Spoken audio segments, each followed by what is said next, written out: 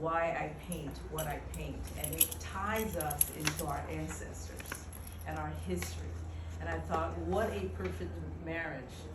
The great thing was when I called her, before I could even finish, she said, "You had me at hello." And I just knew it. I knew it was a perfect collaboration, and she confirmed that. So I've been doing this art seriously for the last 3 years. My first significant about the art. It is abstract. It is a fauvistic kind of approach with the brush strokes. So I'll look at an image and I'll do my interpretation of the image. So if I'm doing bicyclists, you're gonna say, is that a bicycle? That could be trees, that could be whatever. It's whatever your experience is. But what is, I think, key about the art is that it ties you to your ancestry. So each one of these pieces has a story. So the one here at the top, the red piece up here with the 5 girls. My experience at the time, I had a young person living at my house, and she kept saying lit, lit, lit. I said, you know, I'm gonna do a painting, it's gonna call it 5 Lit Girls. But what's significant is these girls are part of their environment. So you see them infused into the background because they are actually the creators of what that culture is going to be. And that's true for the African American in our neighborhoods, in our states, in our towns, in our cities, that we are more influential of what that culture is going to be than we even understand. So that painting sort of speaks to that kind of thinking. Same thing with the next one here. My thought was, you know what, there's a sisterhood with women that we don't talk about enough. And all this painting says, it's called Circle of Sisters, is I see you, I got you. And I don't even have to say it. And that's true in our culture, but we don't say it, we don't express it, we don't feel it enough.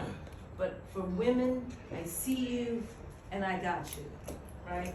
So down here, somebody said, you're just doing women, can you do men? Yeah, I can, because they're a significant part of this country and the story. In fact, they say, I'm certainly one to say it, the country's built on their backs, our backs. So this one is actually 3 young men, and I use a lot of newspaper. So why do I use newspaper? Well, newspaper is very significant, or the news media is a very significant component of who we are today. In fact, they've pretty much told the world who we were, and as a result, I think we're kind of at the bottom. Well, this one says, let's take the media and let's address who we are. Let's take the narrative back, and let's tell the world who we are.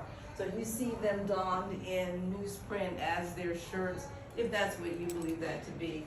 But 2 girls and a dog. So each one has a significance and a story that ties us to messages and that we need to be discussing or talking about the messages so that we change the narrative of what was Black people are this, Black people are that. We're saying no. Best example today is Simone Biles, Naomi Osaka, who made a critical decision about their lives on world stage. And the media came in and said, and this is what's going on, they're choking, they're this, they're that. And they said no. And they took hold of that narrative and changed it. We have never really done that historically. This says it's time to change the narrative. It's time for us to be the ones to say what is going on with our communities and moving forward. The wonderful thing about these pieces is that they're not just bought by Black people. So each one has the story is on the back. When I'm talking to potential purchasers, I'm telling them the story, and they in turn will tell the story. This is my way of saying to the community, to the world, this is the story.